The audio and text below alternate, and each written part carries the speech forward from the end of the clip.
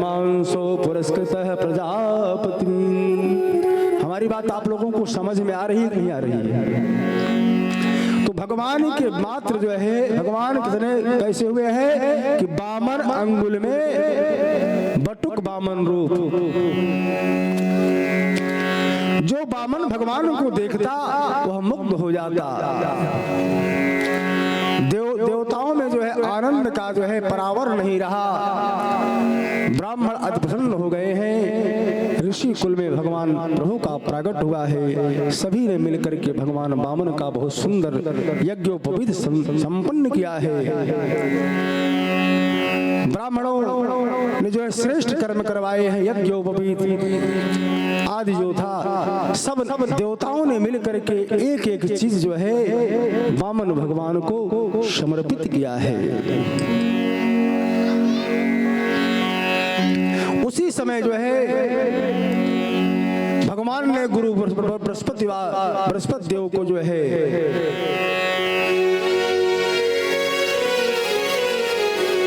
भिक्षा में, बृहस्पति देव गए भिक्षा मांगते हैं वामन भगवान से। वामन भगवान कहते हैं कि जो कुछ मुझे मिला है यह सब कुछ आप ले लो। बृहस्पति देव गुरु महाराज कहते हैं, मुस्कुराते हुए बोले कि हे वामन, हमें तो भिक्षा में चाहिए त्रिलोक की संपदा जो आज राजा बलि के पास है। त्रिलोक की संपदा चाहिए। वामन भगवान बोले, गुरुदेव जी त्रिलोक का वैभव मुझे दान में कौन देगा? मुझे दान में कौन देगा? तब गुरुजी बोले हैं कि बलि के पास जाओ। इस समय तीनों लोकों की सारी संपदा राजा बलि के पास है। भगवान वामन जो है चटपट करते हुए हाथ में कमंडल लिए छत्र छाता लिए हुए जो है बलि भगवान के पास चल रहे हैं और बलि भगवान के यहाँ उपस्थित हो रहे हैं। बड़ा सुंदर भजन है कि प्रभु वामन का रूप बनाए, प्रभु वामन का रूप बनाए, राजा बलि को छलने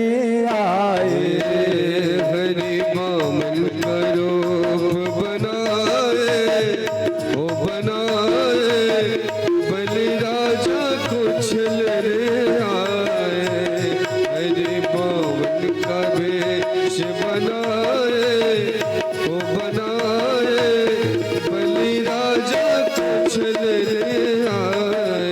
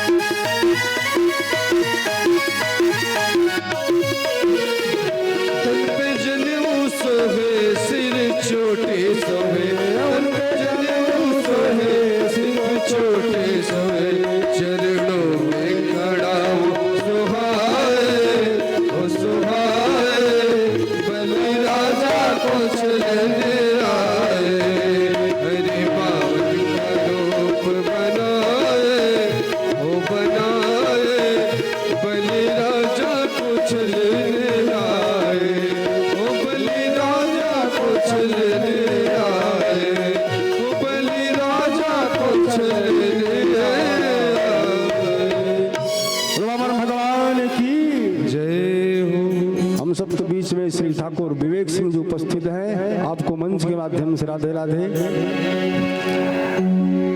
इस प्रकार भगवान जो है वामन का रूप बना करके कहाँ पहुंच गए हैं? राजा बलि का जहाँ यज्ञ हो रहा है, 100वां यज्ञ पूर्ण होने वाला है। वामन रूपी भगवान जो है छत्र लगाए हैं, छोटे से हाथ कमंडल लिए हुए हैं। देखने में उनका स्वरूप बड़ा सुंदर लग रहा है। जो भी वामन भगवान को देखता वह मोहित हो जाता। राजा बलि के पास पहुंच गए हैं। राजा बलि के पास पहुंचते हैं, याचना करते हैं। बलि ने कहा कि बोलो ब्राह्मण देवता, क्या चाहिए आपको? आप देखने में बहुत सुंदर लगते हैं। अरे बताओ, सोना चाहिए, धन चाहिए, संपत्ति चाहिए? यदि तुम्हारे विवाह नहीं हुए हो, तुम्हारी योग्य 52 अंगुल की जो है ब्राह्मण कन्या से तुम्हारा विवाह करवा दूं।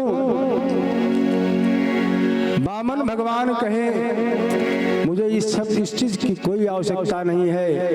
हमने सुना है कि आपके जितने पूर्वज हुए हैं बहुत बड़े बड़े दानी हुए हैं। वामन भगवान जो है बलि के सामने इतना पुल बांध दिए कि बलि प्रसन्न हो गया। कहा हे वामन रूपी ब्राह्मण देवता, जो कुछ मांगना है मांग लो। बलि देने के लिए तैयार है।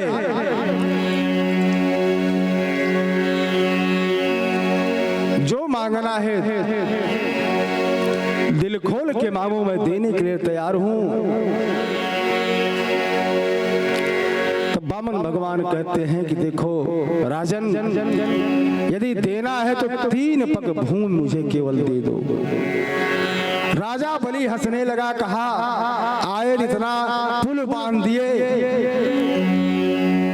अरे मांगना चाहिए तो धन संपदा ले जाओ, 1-2 राज्य ले लो। वामन रूपी ने कहा कि देखो मैं 52 अंगुल का हूं और मुझे बस 3 पग भूमि दे दीजिए, बस यही मेरे लिए सब कुछ है और कुछ नहीं चाहिए। क्योंकि ब्राह्मण का एक कर्तव्य होता है कि जितनी आवश्यकता हो उतनी ही चीज से मांगनी चाहिए। तो मुझे 3 पग भूमि की आवश्यकता है, 3 पग भूमि आप मुझे दे दीजिए। राजा बलि ने कहा ठीक है जी, आपकी इच्छा है 3 पग भूमि की, तो 3 पग भूमि देने के लिए तैयार हो जाओ। दे दिया। वामन भगवान कह देखो ऐसे ब्राह्मण नहीं लेते हैं जब तक संकल्प नहीं किया जाता है। अब जब संकल्प करने के लिए तैयार हुए, दैत्यों के जो गुरु थे शुक्राचार्य, उन्होंने का सुपने मन में सोचा कि अब वामन रूपी बड़ा माया फैला रहा है, जरा पता लगाऊं कि है कौन। ध्यान लगाया तो देखा स्वयं नारायण है। शुक्राचार्य जी समझ गए कि छलने के लिए नारायण जो है वामन का रूप बना करके आए हैं। राजा बलि दैत्य ने कहा कि देखो, राजा बलि से शुक्राचार्य जी कहते हैं कि देखो राजन, यह नारायण है, छलने के लिए आए हैं, इनको दान मत दो, संकल्प मत करो। बलि ने कहा कि देखो गुरुदेव, आज तक हमारे पूर्वजों ने ऐसा नहीं किया है कि जो कहा है वह कर दिया है। यह क्षत्रिय वंश की परंपरा रही है और उस परंपरा को हम भूलेंगे नहीं, जिससे हमारे पूर्वजों का अपयश हो। यदि यह नारायण है, भेष बनाकर के हमारे यहाँ मांगने आए हैं भिखारी बन करके, तो भी कोई बात नहीं है। आज हम मांग रहे हैं, मेरा हाथ आज भी ऊपर ही है। शुक्राचार्य ने बहुत समझाया, लेकिन राजा बलि ने कहा कि हमने मन से संकल्प कर लिया है कि 3 पग भूमि नहीं दूंगा तो देकर के ही रहूंगा।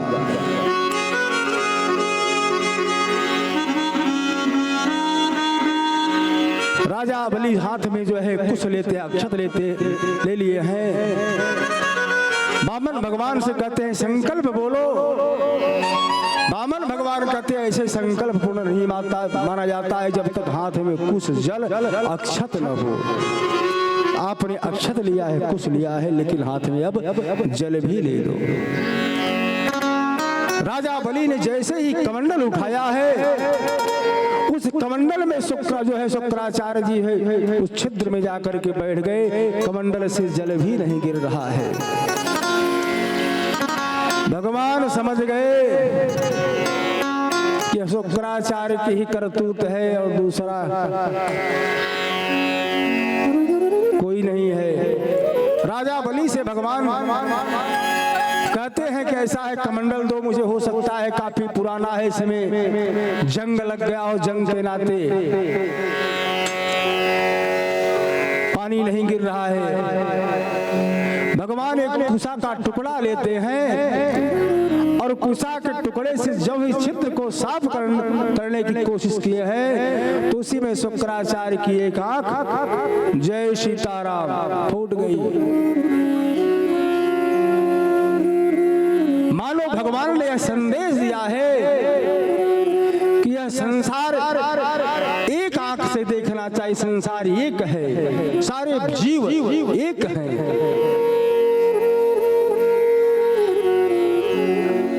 आज बलि ने वह जल लेकर के संकल्प कर दिया भगवान को 3 पग भूमि।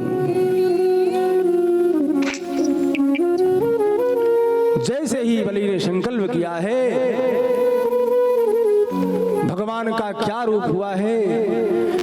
वामन ते विराट भयईसा, एक पद भूमि नापी जगदीशा। दूसर पद स्वर्गादि पलोका, स्थान नहीं तीसर पद रोपा। श्री राम जय राम जय जय राम, श्री राम जय राम जय जय राम, श्री राम जय राम जय जय राम, श्री राम जय राम जय जय राम। निज सर बलि आगे करहूँ, प्रभु की सर पग यही पर धरहूँ। श्री राम जय राम जय जय राम, श्री राम जय राम जय जय राम। बाधा दही भेजा पाताला, स्वयं द्वारपाल बने हुए कृपाला। श्री राम जय राम जय जय राम, श्री राम जय राम जय जय राम, श्री राम जय राम जय जय राम, श्री राम जय राम जय जय राम। जैसे ही भगवान ने संकल्प पूर्ण हुआ, एक ही पग में जो है सारी भूमि को नाप लिए।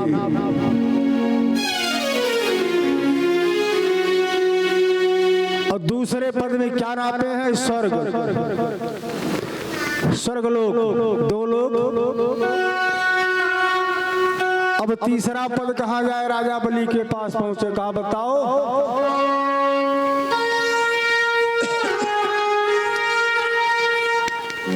आपने 3 पग भूमि का दान संकल्प किया है और 2 ही पग में सब कुछ हो गया।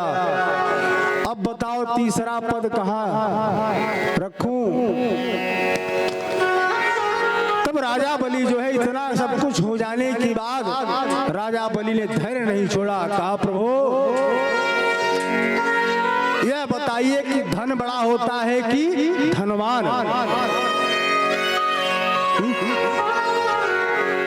कौन बड़ा होता है?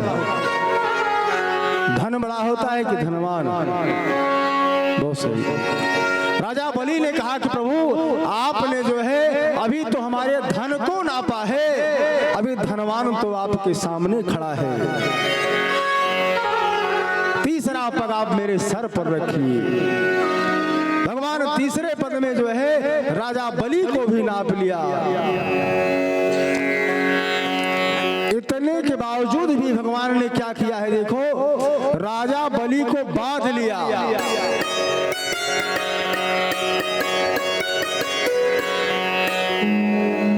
राजा बलि को बांध करके कहां ले गए हैं? राजा बलि को बांध करके ले गए हैं, पाताल लोक में भेज दिया। पाताल लोक में भेज दिए हैं और स्वयं जो है उसके हाथों आज बलि के प्रेम में भगवान बध गए हैं और द्वारपाल पाताल लोक में जाकर के राजा बलि के भगवान द्वारपाल बने हैं।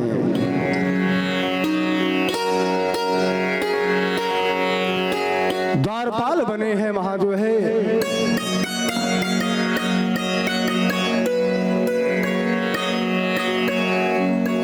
विराट रूप त्रिभुवन हरियापा पहुंचा ब्रह्मलोक चरणाय। राजा बलि के जाकर के द्वारपाल बने हैं। और जब भगवान ने विराट रूप बनाया था, पहले पग में जब स्वर्गलोक नापा, उसी समय जाकर के भगवान का अंगूठा कहाँ लगा था कि विराट रूप त्रिभुवन हरियापा पहुंचा ब्रह्मलोक चरणाया। राम जय राम जय जय राम, श्री राम जय राम जय जय राम, श्री राम जय राम जय जय राम, श्री राम जय राम जय जय राम। कमंडल झट ब्रह्मा लियो, अग्र चरण नख धोई रह लियो। श्री राम जय राम जय जय राम, श्री राम जय राम जय जय राम, श्री राम जय राम जय जय राम। जब भगवान पहले पग में जब स्वर्गलोक पैर पहुंचा है तो वहां ब्रह्मा जी बैठे थे और भगवान का अंगूठा जो है धो करके कमंडल में रख लिया। जब कमंडल में रख लेते हैं तो आगे क्या हो रहा है? चेतन का चेतन सब होवा, प्रभु संबंध विविध पग धोवा। श्री राम जय राम जय जय राम, श्री राम जय राम जय जय राम, श्री राम जय राम जय जय राम, श्री राम जय राम जय जय राम। प्रभु पावह चरणामित चंगा, बाक्यु नाम भयउ श्री गंगा। श्री राम जय राम जय जय राम, श्री राम जय राम जय जय राम, श्री राम जय राम जय जय राम, श्री राम जय राम जय जय राम। जब वहां भगवान का पैर पहुंचा तो ब्रह्मा जी जो है कमंडल को धो करके, जल को धो करके कमंडल में रख लिया। वही कौन हुई है? गंगा मैया। ब्रह्मा जी जो है उस जल का नित्य पूजन करते थे, नित्य पूजन करते थे, प्रणाम करते थे। बहुत दिनों तक गंगा मैया कहाँ रही हैं? ब्रह्मा जी के कमंडल में ब्रह्मलोक में रही हैं।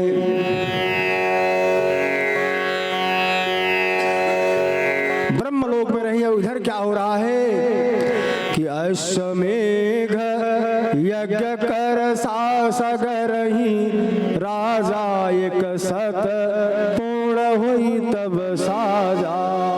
अंतिम यज्ञ करही तही जाए, गुप्त रूप इंद्र बाज चुराई।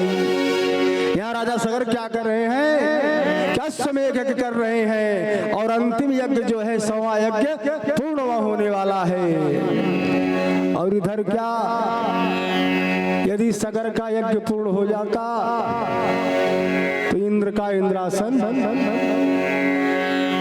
चला जाता। अब इंद्र क्या काम किए कि आए और उस यज्ञ का जो घोड़ा था उसे चुरा करके ले करके पाताल लोक से कहां पहुंच गए?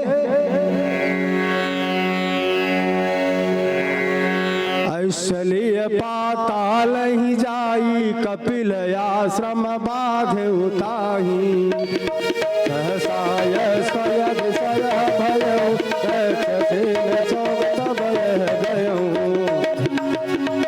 राम जय जय राम श्री राम जय राम जय जय राम श्री राम जय राम जय जय राम श्री राम जय राम जय जय राम। इधर क्या हुआ कि यज्ञ का घोड़ा था जो इंद्र चुराए और पाताल लोक से लेकर के पहुंच गए कहाँ, जहाँ आप गए थे गंगा सागर कपिल मुनि के आश्रम में जाकर के वहीं बांध करके धीरे से चले गए। अब जब यज्ञ का घोड़ा गायब हुआ, अब जो वहां के रक्षक थे सब चौंक गए कि क्या हुआ। सब इधर उधर जो है खोजने लगे कि घोड़ा कहाँ गायब हुआ है। दौड़ धूप बहु खोजत होई आसन मिला लौटई सोई आई। समाचार सगहि सुनायो महाराज सुनयति दुख पायो। श्री राम जय राम जय जय राम श्री राम जय राम जय जय राम श्री राम जय राम जय जय राम श्री राम जय राम जय जय राम। अब इधर क्या हुआ, जो सैनिक सब इधर उधर जाकर के घोड़ा ढूंढा, लेकिन घोड़ा का कहीं अता पता नहीं चला। घोड़ा कहाँ चला गया। अब सगर महाराजा सगर के कितने पुत्र थे मालूम है? हाँ?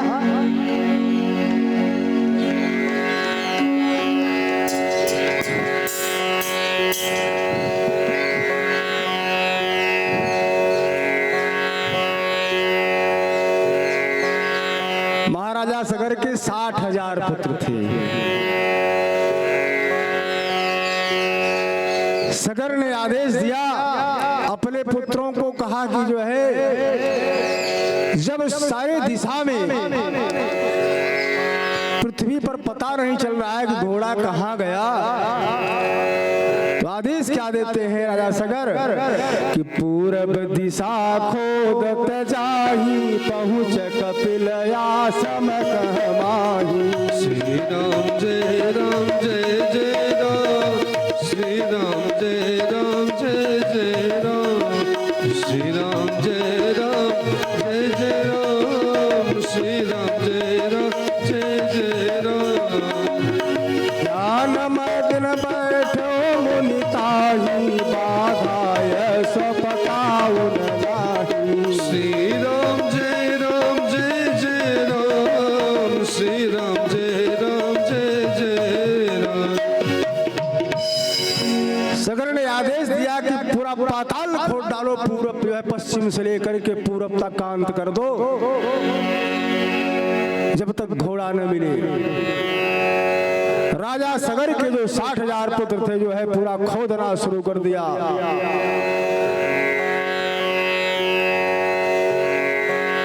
खोदना शुरू कर दिया, लेकिन कुछ पता नहीं चल रहा है। अंत में खोदते खोदते कहाँ पहुंचे हैं? गंगा सागर की तरफ पहुंच रहे हैं धीरे धीरे। यहाँ जो है कपिल मुनि जी को कुछ पता नहीं है कि यहाँ कौन आया, कौन घोड़ा बांधा, कब बांधा, कुछ पता नहीं है। तुलसीदास जी महाराज बोले हैं मानस में कि कौन खोद धरणी यहाँ आई, नहीं कुछ पता उन माही। राजपुत्र घोड़ा तह देखा, मन में उपजा क्रोध विशेषा। श्री राम जय जय राम श्री राम जय जय राम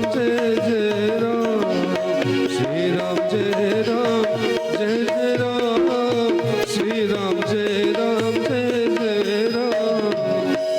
राजा सगर के जो 60,000 पुत्र खोदते खोदते कहाँ पहुंच गए हैं? कपिल मुनि के आश्रम में। अब जब वहां पहुंचते हैं तो देखा कि वहां घोड़ा जो है बंधा हुआ है।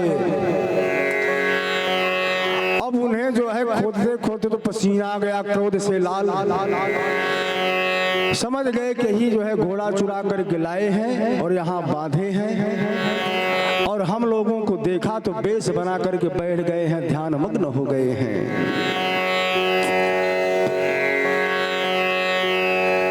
उन्होंने सोचा कि घोड़ा यही चुराए हैं, और जब ऐसा देखा तो आज राजा सगर के पुत्रों को क्रोध उत्पन्न हुआ है, और मुनि जी की तरफ बढ़ते हैं। क्या कह रहे हैं कि देखा ऋषि मारन चह और उपजा क्रोध विशेषा, कड़ी भृगुटे भस्म रहे अस्थि शेषा। श्री राम जय राम जय जय राम, श्री राम जय राम जय जय राम, श्री राम जय राम जय जय राम, श्री राम जय राम जय जय राम। अब राजा सगर के जो पुत्र थे वह मारने दौड़े फावड़ा लेकर के। कपिल मुनि जी को उस समय जो है जब मारने दौड़ते हैं तो उनको क्रोध उत्पन्न हुआ, और उनके क्रोध के द्वारा राजा सगर के जो 60,000 पुत्र थे सब वहीं जल करके भस्म हो गए, राख हो गए। मात बची क्या? शेष केवल हड्डियां बची हैं, बाकी सब राख हो गया। सुतन लौटी बहु दिन पजाने, अंशुमान भेज पता लगाने। श्री राम जय राम जय जय राम, श्री राम जय राम जय जय राम। यही मार्ग नारद मिल जाही, पुत्र नय स्वृतांत बताई। श्री राम जय राम जय जय राम, श्री राम जय राम जय जय राम। अब इधर काफी दिन बीत गया, जो गए थे वो वापस नहीं आए हैं। तब उन्होंने अंशुमान को पता लगाने के लिए भेजा, और अंशुमान जब पता लगाने के लिए निकले हैं, अंशुमान कौन थे? राजा सगर के भतीजे थे। और जब रास्ते में निकले हैं तो बीच में मिला मुलाकात हो गई मीडिया सरकार से। देवताओं को मीडिया प्रभारी कौन है? नारद जी से मुलाकात हुई, सूचना मंत्री। पूछा कहाँ जा रहे हो? कहा अपने चाचाओं का पता लगाने जा रहा हूं, वह काफी दिन हो गया वापस नहीं आए। नारद जी ने कहा कि आपके जितने चाचा थे सब कपिल मुनि के श्राप से जल करके गंगा सागर में भस्म, गंगा आई ही नहीं है, सागर में जाकर के भस्म हो गए। जब अंशुमान ने सुना तो बड़ा कष्ट हुआ है। अंशुमान भूमि पर पड़ गए महर्षि। धीरे धीरे जाकर के अंशुमान कहाँ पहुँचते हैं? करि प्रणाम मुनि करि प्रणाम विनय मुनि काही, प्रसन्न सुनी मुनि मन माही। श्री राम जय राम जय जय राम, श्री राम जय राम जय जय राम। असयज्ञता है ये तुम्हारा, ले जाओ बेटा यज्ञ सवारो। श्री राम जय राम जय जय राम, श्री राम जय राम जय जय राम। नारद जी ने बताया कि जो है कपिल मुनि के श्राप के द्वारा आपके चाचा जल करके भस्म हो गए हैं, जाइए उन्हीं के पास क्षमा प्रार्थना करिए। अंशुमान गए हैं वहां सगर के पास, सगर जी के चरणों में जाकर गिरे हैं, प्रणाम करते हैं और कहते हैं कि किस प्रकार से कल्याण होगा, कृपा करके बताओ। तब जो है कपिल मुनि जी कहते हैं कि चाचा भस्म भयहु मम क्रोधा, तेहि उद्धार सुनौ ये बोधा। श्री राम जय राम जय जय राम, श्री राम जय राम जय जय राम, श्री राम जय राम जय जय राम, श्री राम जय राम जय जय राम। कपिल मुनि जी ने कहा है कि जाओ यज्ञ का घोड़ा ले जाओ, अपना यज्ञ पूर्ण करो, लेकिन इनका उद्धार तभी होगा जब गंगा जी यहाँ आएंगी, तभी इनका उद्धार होगा। अंशुमान जो है महाराज जी को प्रणाम करके जो है आए हैं और महाराज सगर ने अश्व का घोड़ा पाकर यज्ञ को पूर्ण किया। इसके बाद जो है सगर विरक्त हो गए, घर को छोड़ करके चले गए हैं। अतः सगर महाराज अंशुमान को राज दे करके वन में तपस्या करने चले गए। अंशुमान राजा हुए, उनके चित्त में भी गंगा जी को पृथ्वी लाने का विचार था, अपने पितरों के उद्धार करने के लिए, लेकिन वह भी नहीं आए। और अंशुमान के पुत्र कौन थे? दिलीप। उन्होंने राज सिंहासन को भी त्याग करके तपस्या करने के लिए वन में गए, वह भी वापस नहीं आए, उनका भी नहीं पता चला। इस प्रकार से क्षत्रियों का जितने भी उनके कुल में क्षत्रिय आते गए, उनके मन में यह अड़ हो गई कि जब तक गंगा जी को नहीं लाया जाएगा तब तक हमारे पूर्वजों का उद्धार नहीं होगा। और क्षत्रियों का यह कर्तव्य होता है कि जिस बात पर अड़ जाए, यदि वह कार्य जब तक न पूर्ण करे तो क्षत्रिय पूर्ण नहीं माना जाता है।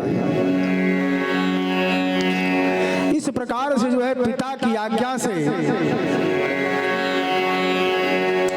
दिलीपी ने अनुकरण किया और जो है दिलीप के पुत्र में है, दिलीप के पुत्र में है भगीरथ। भगीरथ जो है दिलीप ने वह भगीरथ को सिंहासन को सौंप करके गंगा की तपस्या करने की सफलता के लिए उन्होंने गंगा के लिए दूसरा आत्मदान कर दिया। मनुष्य जो है समस्त संसार के संबंध तपस्या कब होती है? जब संसारों का संबंध जब छूट जाता है, तभी मनुष्य की तपस्या पूर्ण मानी जाती है। अब दिलीप भी चले गए, वह भी नहीं आए हैं। इधर भगीरथ जो है राज्य को त्याग करके जो है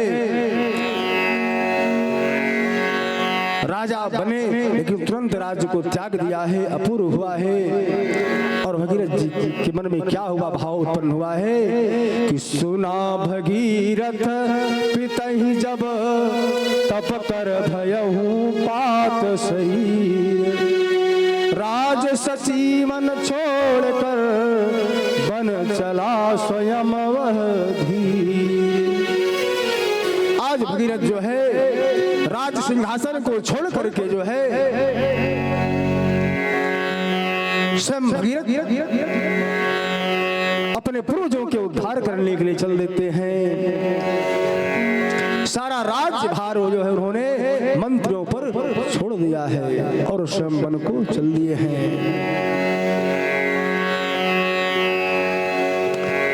स्वयं वन को चल दिए हैं। मंत्रियों ने बहुत रोका कि राजन मत जाइए, आप चले जाएंगे तो राज्य कौन संभालेगा। उन्होंने कहा कि मुझे राजपाट से कोई मतलब नहीं है, मेरा एक ही उद्देश्य है कि मेरे पूर्वजों का किस प्रकार से उद्धार होगा। बस मेरा एक ही दृढ़ संकल्प है, क्योंकि क्षत्रिय यदि पूर्णतः संकल्प कर लेता है तो वह कार्य पूर्ण करके ही मानता है। आज भगीरथ चले गए हैं, घोर तपस्या जो है करना शुरू कर दिए हैं। घोर तपस्या करते हैं, सारे देवता लोग प्रसन्न हो, ब्रह्मा जी वहां पर आए हैं प्रसन्न होकर के। ब्रह्मा जी कहते हैं कि जो मांगना है मांगो। तब भगीरथ जी क्या मांग रहे हैं कि गंगा मैं दई दयू ठहर न सकई भूमि पर, मांग जो वरदान चहो श्रुत श्रमही काल ही दूर है गयो, अस्तुति कर प्रणाम कही कीन्हा गंगा को मांगो तब लीन्हा। ब्रह्मा जी से क्या मांग रहे हैं? हे पितामह, आप हमें गंगा जी को दीजिए जिससे मेरे पूर्वजों का उद्धार होगा। तो ब्रह्मा जी क्या कर रहे हैं कि हे राजन, मैं गंगा जी को दे दूंगा, लेकिन शंका है। गंगा जी कहाँ है? भी तो ब्रह्मा जी की कमंडली में है। भगवान के पैर को धोकर के जब वहां अंगूठे को धोकर के रखा गया, अभी कमंडल में ही पड़ी हैं। ब्रह्मा जी क्या कर रहे हैं कि राजन में गंगा दई दे हो ठहर न सकई भूमि पर। श्री राम जय राम जय जय राम, श्री राम जय राम जय जय राम, श्री राम जय राम जय जय राम, श्री राम जय राम जय जय राम, श्री राम जय राम जय जय राम, श्री राम जय राम जय जय राम, श्री राम जय राम जय जय राम, श्री राम जय राम जय जय राम। जग पाताल ही जाई उद्योग करौ रोकौ भूमाहि, श्री राम जय राम जय जय राम, श्री राम जय राम जय जय राम। वही वेग धारण शिव पाहि रोक सकै यदि वो मन चाही। श्री राम जय राम जय जय राम, श्री राम जय राम जय जय राम। प्रसन्न करो शंकर भगवाना प्रसुत धारण होय मन माना। श्री राम जय राम जय जय राम, श्री राम जय राम जय जय राम, श्री राम जय राम जय जय राम, श्री राम जय राम जय जय राम। ब्रह्मा जी कहते हैं कि राजन, मैं गंगा जी को देने के लिए तैयार हूं, लेकिन मैं गंगा जी को दे तो दूंगा, लेकिन गंगा जी जो है भूमि पर रुकने वाली नहीं है। वह अपने जो है वेग के द्वारा तुरंत जो है पाताल लोक चली जाएंगी।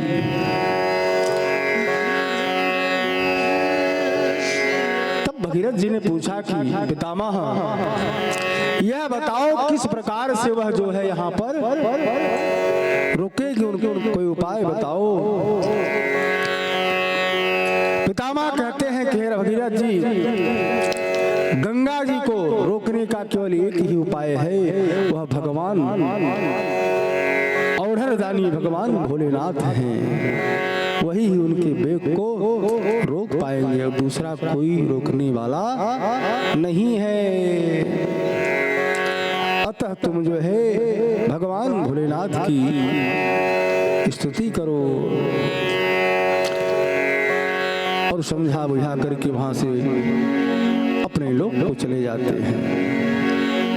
इधर भगीरथ जी पुनः तपस्या प्रार्थना कर रहे हैं। पुनः तपस्या नृप जप कीन्ही, आशुतोष प्रसन्न मन चीन्ही। श्री राम जय राम जय जय राम, श्री राम जय राम जय जय राम, श्री राम जय राम जय जय राम, श्री राम जय राम जय जय राम। आरोह बिखब होई दर्शन दीना,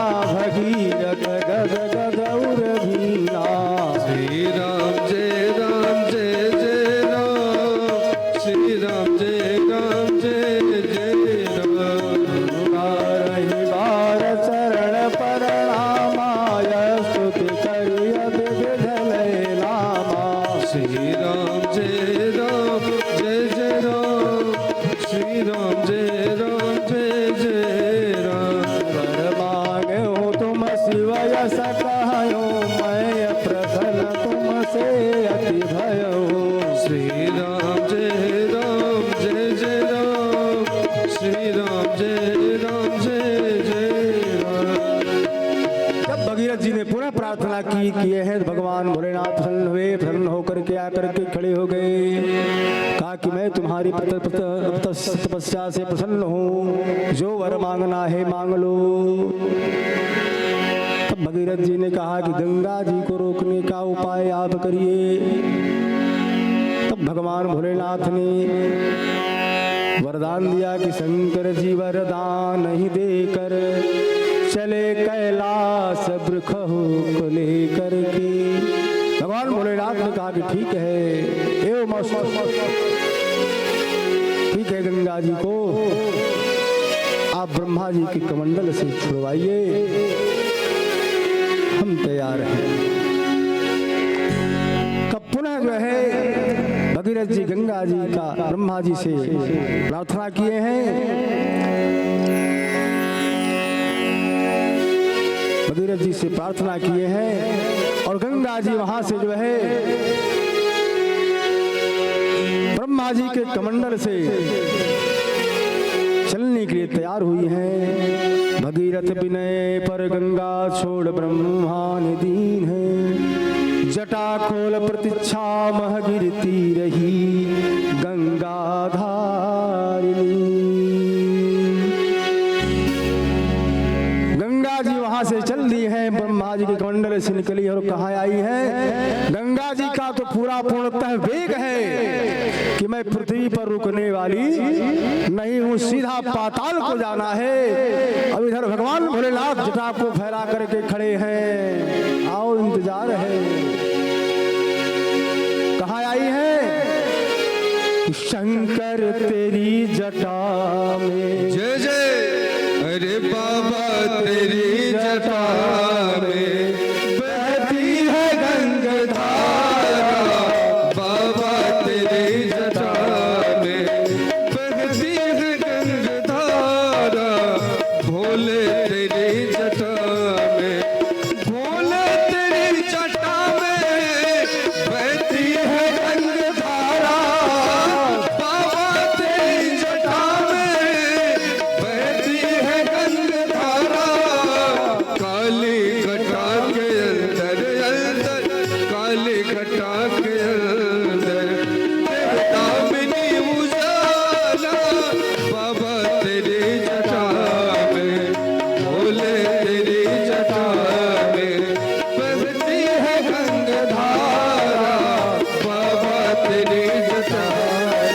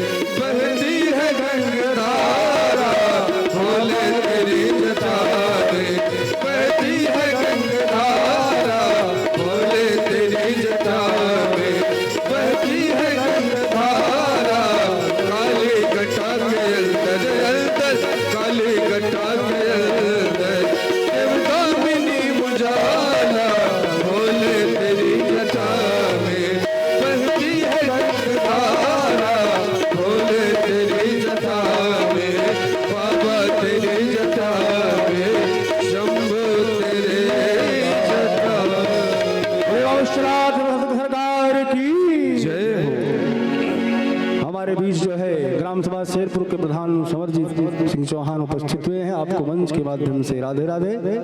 आइए हम लोग पुनः कथा की तरफ बढ़ते हैं। अब हुआ यूं कि भगवान भोलेनाथ जटा फैला करके वहां बैठे हैं और गंगा मैया का वेग है कि मैं सीधा पाताल लोक में जाऊंगी, पृथ्वी लोक पर नहीं रुकूंगी। और जैसे गंगा जी पहुंची है भगवान भोलेनाथ की जटा में, भगवान भोलेनाथ तुरंत जटा को फैला करके खड़े थे, जटा को लपेटा और गंगा जी को बांध लिया। अब 1 वर्ष तक उसी जटा में गंगा जी विचरण करती रही।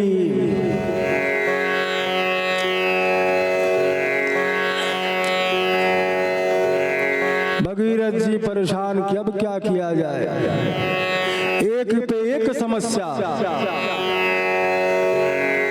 किसी तरह ब्रह्मा जी को प्रसन्न किया तो वहां कमंडल से चली और कमंडल से चल करके भगवान भोलेनाथ के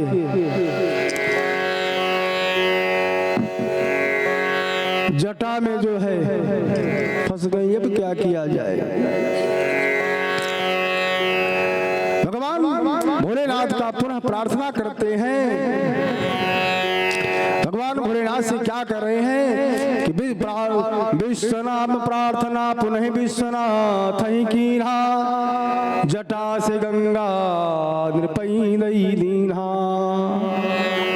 भगवान भोलेनाथ से जब प्रार्थना किए हैं तो विश्वनाथ जी ने जटा से गंगा को भगीरथ को दे दिया है। माता गंगा बोली है कि हे राजन, पृथ्वी पर समस्त प्रकार के पाप होते रहते हैं और मुझे उस स्थान पर ले जा रहे हो,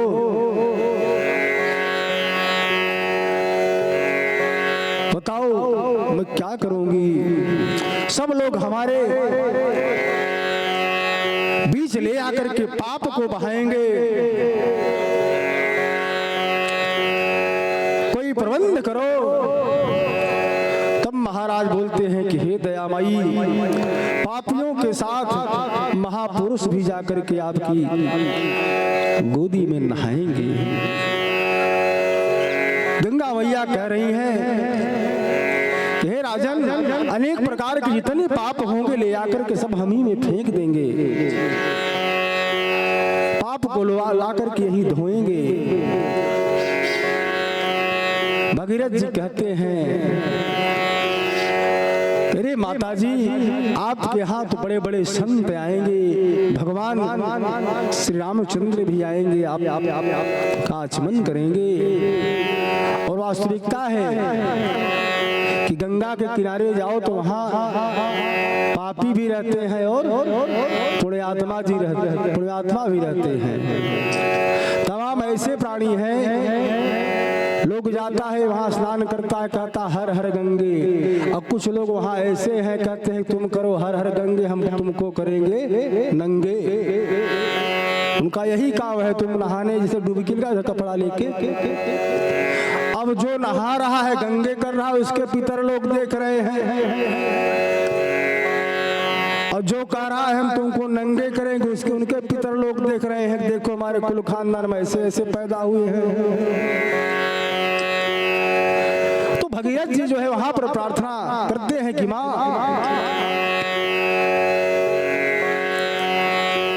आपके अंदर यदि पाप हुआ जाएगा तो वहाँ बड़े बड़े महात्मा भी आएंगे, भगवान भी आएंगे।